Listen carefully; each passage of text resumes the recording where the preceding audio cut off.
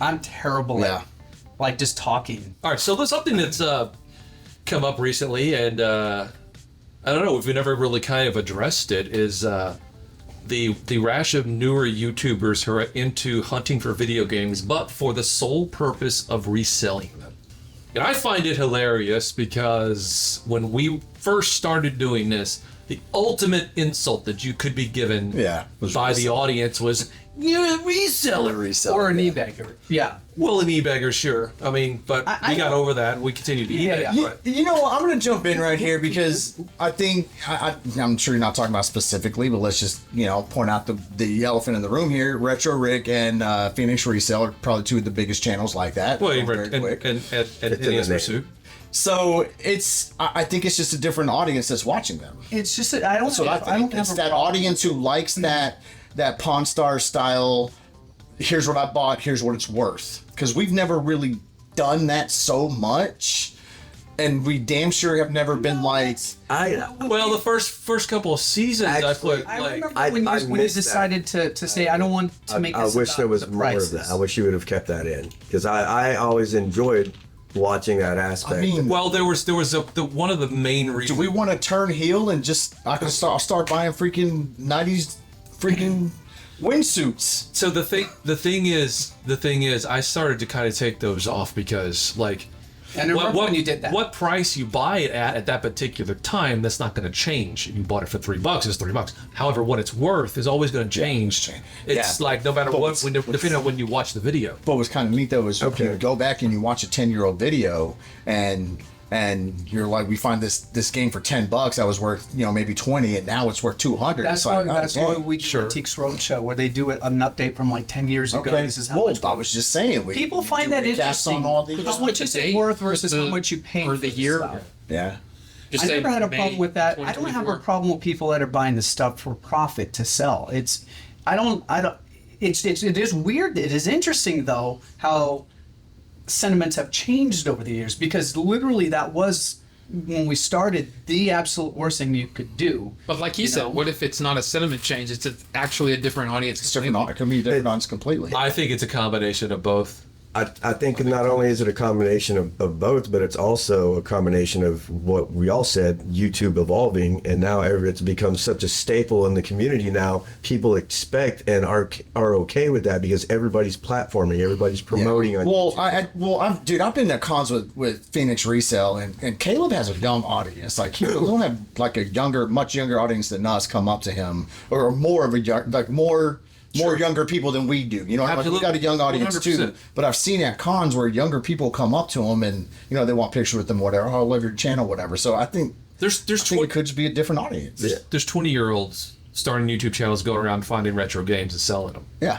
I think for whatever reason the sentiments changed though, because you're not seeing like the troll channels attacking. I want to be clear, because we were actually really bad about resellers. I was about to bring that up. I don't have a problem with reselling, okay? What I have a problem is price gouging. What I have a problem is when these people go to a Walmart or Target or whatever on a release of anything, toys especially right now, and they want to buy 10, 15, 20 of them just to go put them online for 3 times what they're worth, when people like us just want to go in and buy the item and enjoy the item. That's what I got a problem with. I got no problem with people making money. Like this is America. Reselling. You know what I mean? Yeah, PS5 was a perfect example. People went and pre-ordered it just to sell that pre-order to someone else for twice the amount. And motherfuckers buying it. I mean, I'll straight up say that, when it came to, resellers, when I said F resellers, I meant it. I absolutely meant it. Because when I'm going to the flea market, I want to be able to find some video games. I want a deal, I want a deal. I want a deal. I want to be able to find some video games. So people, back then, when people were coming up and buying all the games just to resell them, a lot of those people were also, obviously,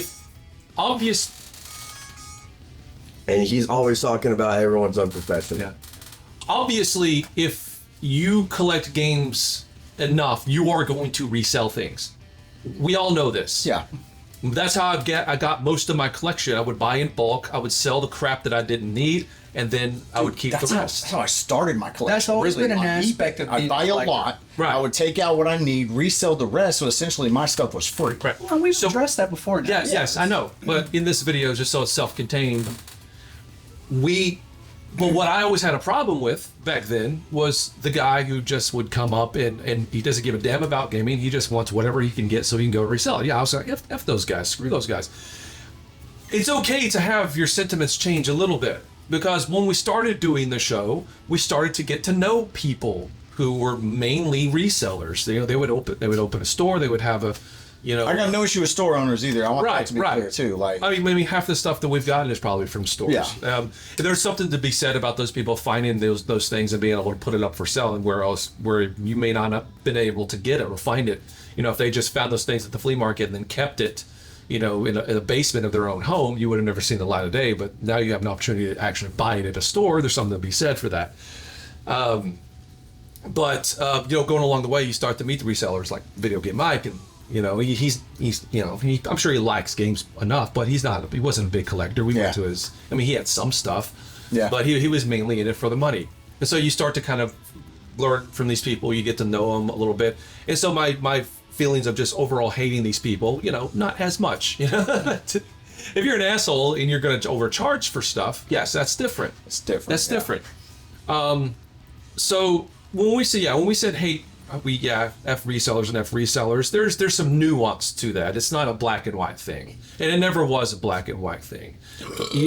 We just did a piss poor job explaining that back then. No, I don't. I disagree. I thought we did a pretty good job at distinguishing Not the first. scalpers from resellers, and the fact that Maybe just not being the a first collector, few you're years. getting Yeah, I don't doubles. think you got to sell. Maybe not the trade first those. few years. I don't think the first few years. The first few years we were always on about resellers. It was a big thing we would constantly go off on.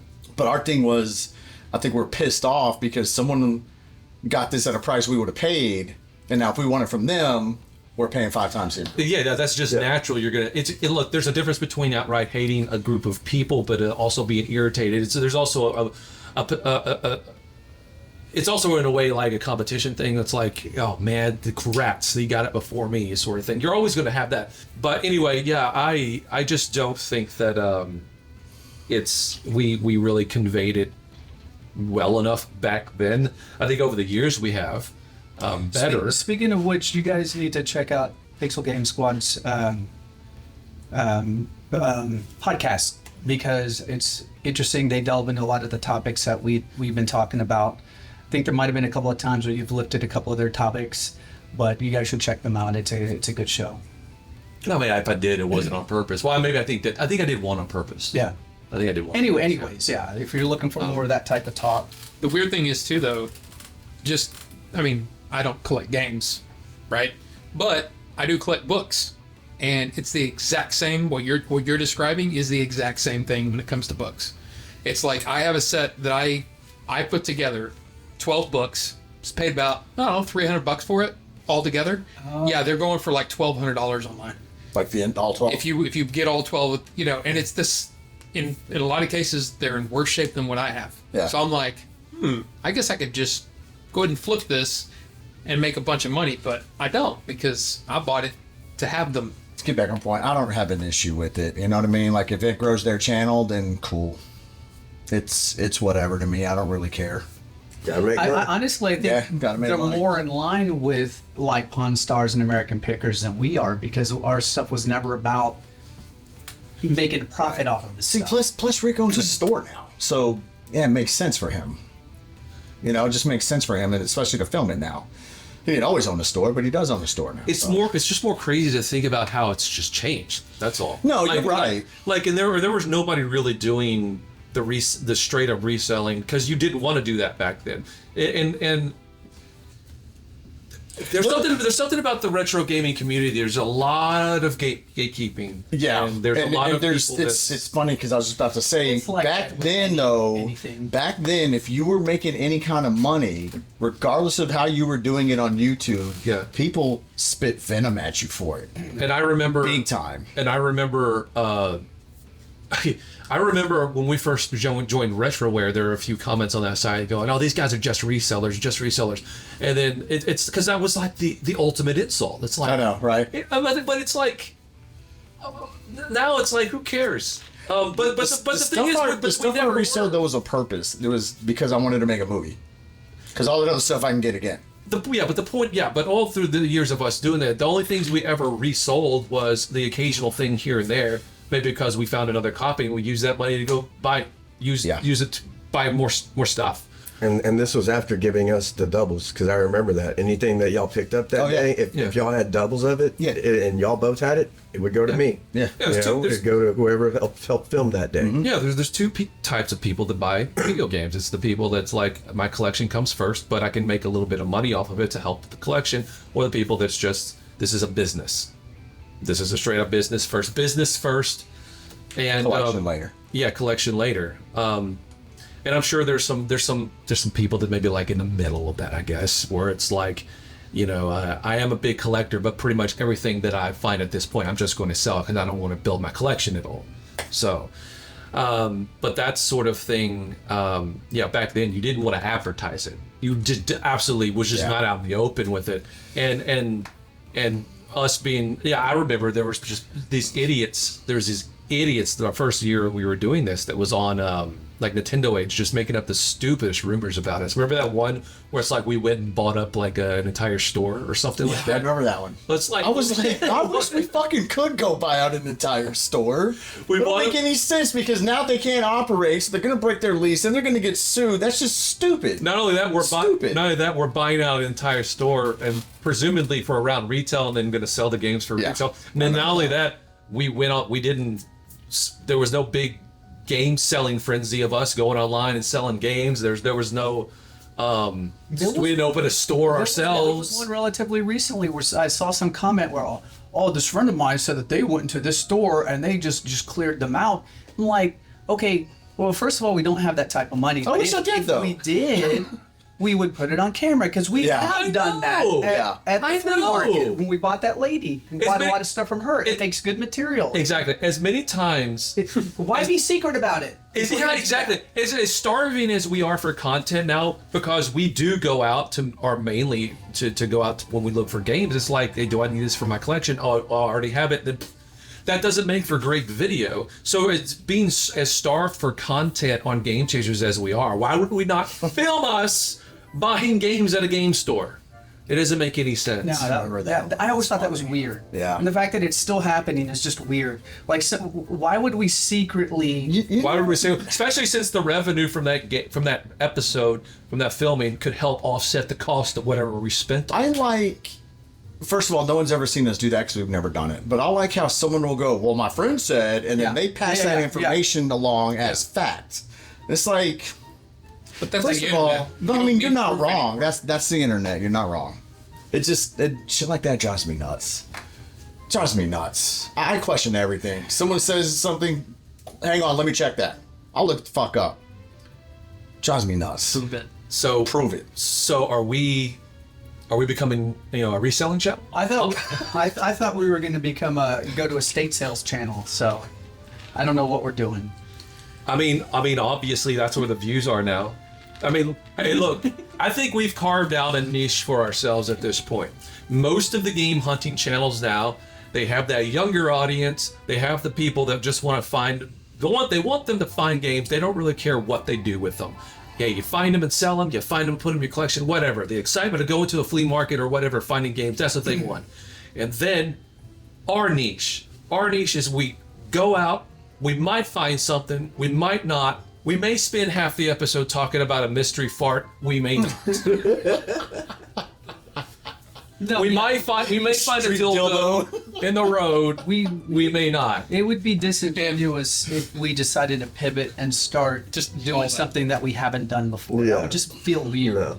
I have no interest in going like full-time selling. Even when you've sold a big chunk of your stuff, that's part of collecting. Sometimes crap happens and you gotta pay a bill. So you gotta, this happens to people, they say it all the time in the comments. I had to sell a chunk of my collection to pay for this bill or that bill, or somebody got sick. That's part of collecting too. I'm having to sell some of my Transformers. Yep. It is what it is. It happens. All right. Well, I got to go get my kids Yeah. from school. So See you later. Thought you were going fishing. Just going fishing for street dildos. this is my sun hat. I don't care how I look. I'm not with the sun. It's protection, not looking cool.